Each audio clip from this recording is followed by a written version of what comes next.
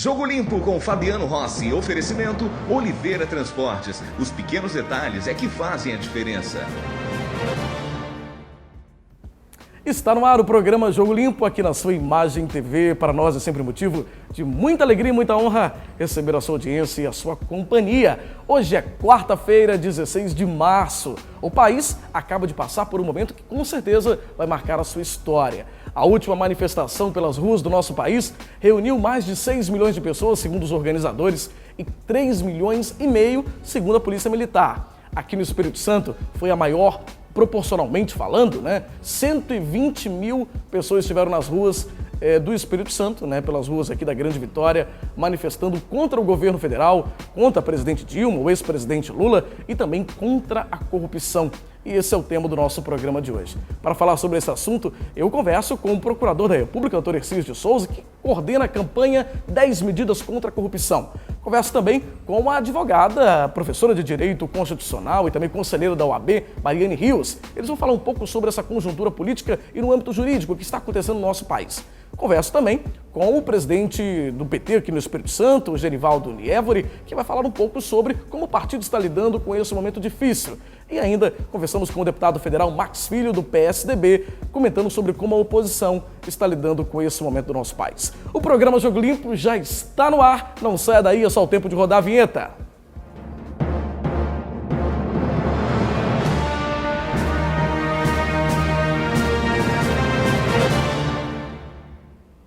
Muito bem, como nós anunciamos, a gente abre esse primeiro bloco do programa Jogo Limpo de hoje, conversando com o procurador da República, do Ministério Público Federal, doutor Hercílio de Souza, e também com a advogada e professora em Direito Constitucional e também conselheira da OAB, Mariane Rios. Sejam muito bem-vindos ao nosso programa, viu? Para nós é uma alegria recebê-los. Obrigado.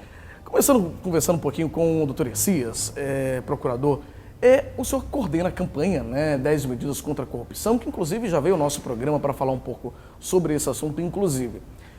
Nós acabamos, há pouco tempo, de vivenciar uma manifestação histórica no nosso país contra a corrupção. Inclusive, eu até brinquei exaltando muito o trabalho do juiz Sérgio Moro, lá do Paraná. Como que o senhor, que coordena essa campanha, que vivencia na prática essa questão do combate à corrupção, enxergou essas manifestações, doutor Hercílio? Pois é, o que ocorre é que o Brasil tem hoje como principal preocupação a questão da corrupção mesmo.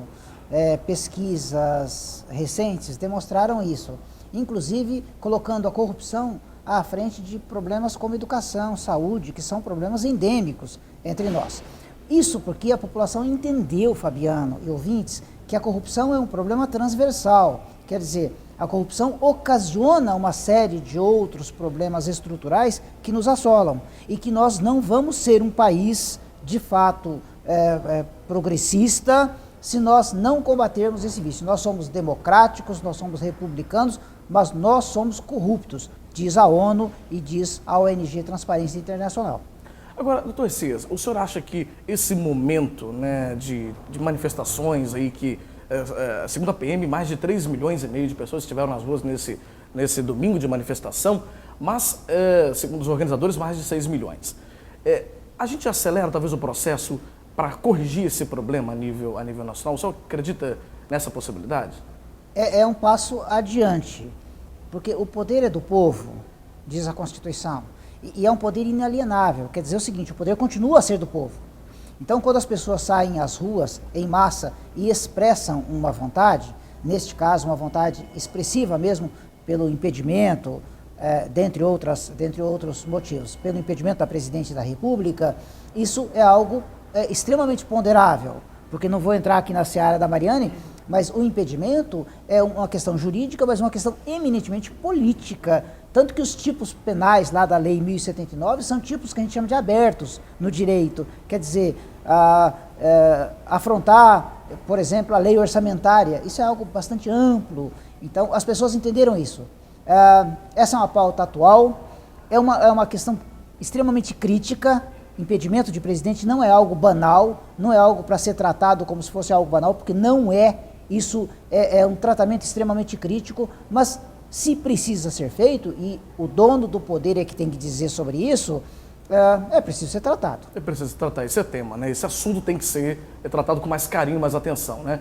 Agora, a doutora Mariane Rios, né, que é advogada e professora também de Direito Constitucional, doutora Mariane, você acredita que esse momento que a gente está vivendo, né, a nível da Constituição, a nível do momento da visão jurídica mesmo, no aspecto jurídico, estamos num momento muito delicado para o nosso país, na verdade? As possibilidades aí são muitas, não são? De acontecer. É um momento delicado, é um momento, como o procurador colocou, não é um momento simples juridicamente. O processo de impeachment é uma das alternativas que, né, se apresenta, mas na realidade existem outras vias também, como por exemplo a questão da ação que corre no TSE, que aí seria um outro movimento, né, que seria um movimento de cassação da chapa, e daí um movimento que caem o presidente e o vice-presidente. E temos o movimento do impeachment, temos uma possibilidade de renúncia, porque é uma possibilidade, né? Então são vários cenários que nós temos hoje, mas não é um cenário agradável de se ver, por um lado, né? Por outro lado, é muito importante, o que nós vimos nessa última manifestação, porque a democracia ela se aflora. Ela se aflora. A democracia ela não combina com a inércia, ela não combina com a letargia, ela não combina com o adormecimento, né? A característica da democracia é a vida, a vitalidade. E o nosso poder constituinte, ele nos outorgou uma série de instrumentos para que numa hora como essa, nós pudéssemos lançar mão desses instrumentos, mas sempre com muita cautela. Com muita cautela. Muita cautela. Né? Agora, doutora Mariane, ainda nesse aspecto jurídico, né, se nós formos analisar juridicamente de acordo com a Constituição, havendo, digamos, uma renúncia, vamos simular aqui as hipóteses, né? Havendo uma renúncia da presidente, assume o vice-presidente Michel Temer, correto? Isso. Ele cumpriria o mandato? Cumpre até ele o final. cumpre o mandato, né, os 4 anos completos do mandato presidencial. Havendo o impeachment da presidente, a mesma coisa. A mesma situação. Agora, havendo a cassação da chapa, de acordo com as denúncias, né, até mesmo do que está acontecendo lá no TSE, né, fora a Operação Lava Jato, que nós vamos comentar depois, mas ainda no âmbito do TSE, haveria a chapa, ou seja, a presidente e o vice seriam tirados do poder. Isso. Né, assumiria o presidente da Câmara. Da Câmara. E aí vai depender em que momento isso ocorre.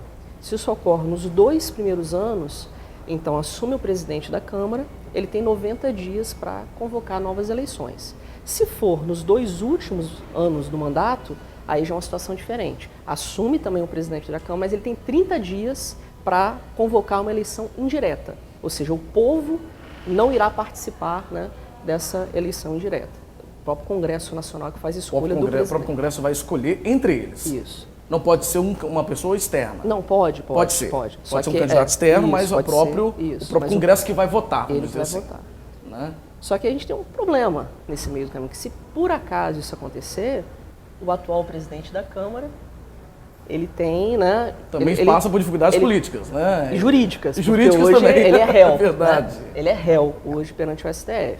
Aí, se por acaso, por alguma articulação ou por uma decisão e tudo mais, ele saia da presidência, saia do poder, na linha sucessória seria o presidente do Senado.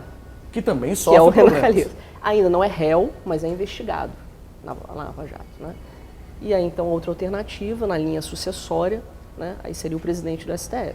Doutora Cisa, a gente está sem visão aí de futuro. Como só analisa essa situação que a gente comenta agora aqui, hein? Não é uma situação cômoda para a democracia, mas ela é real. Agora, de todo modo, ainda que o presidente da Câmara ou do Congresso, na figura do presidente do Senado, estejam sendo investigados ou eventualmente estejam respondendo a processos penais, se eles estiverem no cargo, eles estão no cargo por inteiro. Então, isso, só um eventual afastamento do cargo dessas pessoas é que ocasionaria a crise. Sucessão, né? Mas ainda que, digamos, o deputado Cunha esteja respondendo ao processo penal, se ele não estiver afastado da presidência da Câmara, ele assume normalmente, porque não tem limitação. Porque não tem uma limitação. É assim? Mas é uma crise, é uma situação de crise mesmo. É mesmo. complicado para o nosso país, né? Politicamente, nós vivemos um problema na economia muito complexo, né? Que é agravado pela crise política. A questão que eu acho é que a gente vive um problema de crise não só política, não só econômica, mas uma crise de liderança. Nós não temos, a gente vai para a rua, vamos então fazer com que esse governo que está atualmente, ele saia. Mas qual a alternativa que nós temos, sendo que quem se apresenta como oposição também está numa situação fragilizada em termos de possível envolvimento com a corrupção? Então, cadê as nossas lideranças, né? A gente vive também um momento de crise de liderança, eu entendo. Com certeza. Não é um momento fácil para o nosso país. Encerrando, o nosso diretor já está dizendo que o nosso tempo do bloco está terminando, mas infelizmente, né? Mas antes da gente encerrar, eu queria comentar, porque o doutor Essias já veio aqui no nosso programa anteriormente, falando um pouco sobre a campanha, né, 10 medidas contra a corrupção. O doutor Essias já soube que a meta foi alcançada e já vai ser apresentada uma proposta ao Congresso, não é isso? Aos deputados. Dia 29 de março, o Procurador-Geral da República entrega as assinaturas formalmente, solenemente, às lideranças, porque as assinaturas são da população. Entrega formalmente e essas lideranças vão levar até o Congresso Nacional. Então, nós já temos tratativas no Congresso Nacional para que esses projetos sejam bem encaminhados. E nós já estamos aí com quase 1.700.000 assinaturas. As pessoas entenderam que a tratativa da corrupção precisa ser uma pauta urgente na nossa sociedade. Isso é muito bacana, né? Tanto dentro da campanha 10 medidas contra a corrupção, com essa quantidade de assinaturas, tanto nas ruas, tantas pessoas pedindo, né, o combate à corrupção. Olha, infelizmente o nosso tempo do bloco acabou. Quero agradecer ao doutor Essias de Souza, procurador da República, do Ministério Público Federal, e também a doutora Mariane Rios, advogada, professora de Direito Constitucional. Obrigado por estarem conosco e esclarecer um pouco esse âmbito jurídico, né, no meio desse momento difícil que a gente passa para o nosso país. Muito obrigado, viu, gente? Muito bem, a gente vai para um rápido intervalo e já a gente continua com o programa Jogo Limpo, hoje falando sobre esse momento difícil que vive o nosso país. Não saia daí.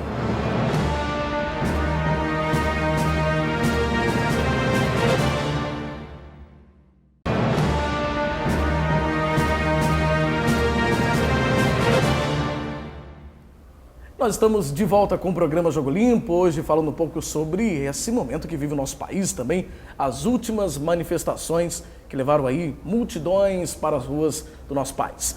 E a gente conversa nesse segundo bloco com o presidente do PT aqui no Espírito Santo, ex-deputado estadual, Genivaldo Lievori. Presidente, bem-vindo ao nosso programa.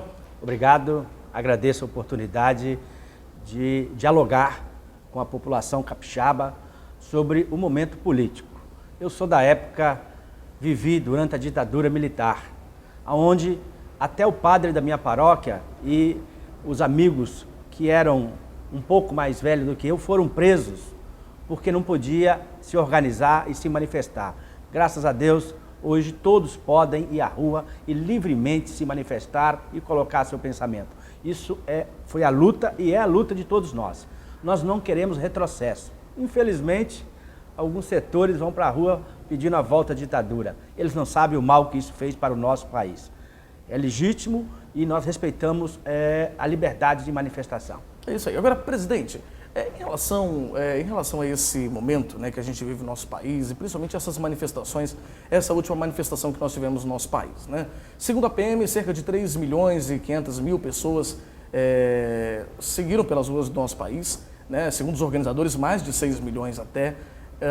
Aqui no estado tivemos a maior manifestação proporcional, cerca de 120.000 pessoas pelas ruas da Grande Vitória. E em São Paulo, a maior manifestação da história, inclusive maior até das diretas, né?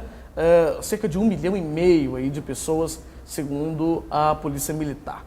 Ou seja, os maiores pedidos eram contra o governo federal, contra a presidente Dilma, né? Contra o ex-presidente Lula também, contra a corrupção de uma forma geral. Como que o partido do senhor, o Partido dos Trabalhadores, que é o partido, né, da presidente Dilma, do ex-presidente Lula, está encarando esse momento, né? O movimento ele ganhou uma força muito grande a nível nacional. Como que o senhor, como presidente do partido aqui no estado, enxerga esse momento? Olha, essa manifestação começou por aqueles que perderam a eleição em 2014. Nós sabemos que quem organiza e financia são a oposição ao governo Dilma. A partir do resultado da eleição, eles não ficaram conformados. Primeiro, questionaram a urna eletrônica, caíram no ridículo. Segundo, a prestação de conta da campanha. E agora, todos os dias, tentam criar um fato novo para tentar interromper o mandato de uma presidenta da República legitimamente aceita. Então, é um golpe que tem parcela do Judiciário, do Ministério Público e da grande imprensa insuflando isso, e foi o que aconteceu agora para que o ato do dia 13. Ora, é só observar, não precisa ser muito inteligente para dizer que é uma grande hipocrisia na política nesse momento, nesse país. Quando se fala em Lava Jato, nas empresas que financiaram o Partido dos Trabalhadores, foram as mesmas empresas que financiaram o PSDB, o PMDB, o PDT, o PSB. Olha, eu vi alguns políticos do Espírito Santo na manifestação ontem, e o que aconteceu? Eles têm cargo no governo federal, estão mamando nas testas do governo federal e protestando, pedindo impeachment do governo. Olha, a política é a arte, a ciência, a virtude do bem comum. Não é para fazer esse jogo que acaba iludindo. Essas pessoas que estão indo para a rua, a maioria delas votou maciçamente no PSDB, votou no candidato Aécio, que também foi denunciado na Operação Lava Jato várias vezes. O Eduardo Cunha, do PMDB, tem dinheiro no exterior, já foi feita denúncia contra ele. E tinha gente lá apoiando Eduardo Cunha ou outros políticos. Então precisa ter coerência. Sim. Né? Não dá para que... Olha, Fabiano, foi tudo armação, arquitetado, uma engenharia muito arquitetada. Primeiro, uma suposta delação do Delcídio. Aí só vazou quando envolve o governo, envolve o Lula. Depois vazou envolvendo o Aécio, o Renan, o Michel Temer. Depois o juiz Moro o juiz cometeu um ato ilegal. O ato ilegal é uma condução coercitiva. Depois os promotores de São Paulo, ataque e desrespeito ao ex-presidente Lula. Então, tudo isso para chegar no dia 13 dizendo, olha, eu acho que tem que investigar todo mundo. O presidente Lula, mas tem que respeitar. Não dá para fazer esse jogo de simulação que estamos assistindo aí. Por isso que os movimentos sociais vão para a rua, vão denunciar essa tentativa de golpe que querem fazer. Golpe por quê? Porque tem medo do presidente Lula, o presidente que mais fez por esse país. Tirou 25 milhões da miséria, 40 milhões ascenderam socialmente. Nunca, nenhum governo, tanta investigação teve como hoje. Então, nós precisamos ser honestos com a sociedade. Tem dois projetos. Um projeto que é um projeto para elite, e a maioria era elite que foi. As pesquisas demonstraram, a maioria ganha mais do que 10 salários mínimos que estava nas ruas ontem. Entendendo assim, né, o que o senhor está explicando, o senhor não acha também que essa crise econômica, que de certa forma se agrava também com a crise política que nós estamos vivendo no nosso país, né, porque elas estão diretamente ligadas, o senhor não acha também que isso também leva as pessoas às ruas? Eu penso que talvez o fomento, o motivo seja o político, né, mas as pessoas estão sentindo, talvez no bolso, o agravo da crise política que vem na economia. O senhor não acha que isso também motiva e de certa forma gera um desagrado da população? Não somente, talvez, isso como que o senhor colocou? Olha, quem foi às ruas são os menos atingidos pela situação econômica do país. Infelizmente, quando tem desemprego, não é o empresário, não é o banqueiro. Quem é atingido são os mais pobres. Esses não foram para as ruas. Então, o que nós precisamos é que a nossa oposição tenha projeto para o país. Pode contribuir. A oposição é salutar em qualquer democracia. Tem que ter projeto. Ela não tem projeto. O único projeto é, com mentiras, tentar derrubar a presidenta legitimamente eleita. Então, por isso que nós chamamos disso de golpe arquitetado, para colocar as pessoas na rua. Mas eu tenho segurança de que as instituições estão funcionando. Eu acredito no Supremo Tribunal Federal. Ele vai tomar as medidas legais nesse país, porque se deixar por conta dos partidos de oposição, do quanto pior, melhor, não melhora e nós não vamos superar essa crise que está aí. Ela já foi muito pior. Se nós fôssemos tirar os prefeitos, os governadores, porque a gestão não está boa, nós tínhamos que fazer impeachment quase todo mundo nesse país. Então tem que respeitar o resultado das urnas. É isso que nós estamos lutando tanto e lutamos tanto para ter essa liberdade. Tá certo. Presidente, quero te agradecer muito por essa entrevista, por estar aqui conosco no programa Jogo Limpo, falando sobre esse momento que a gente vive no nosso país, né, a conjuntura política nacional, né, dessa situação que a gente está vivendo. Né? Muito obrigado, viu? Eu é que agradeço e estou à disposição.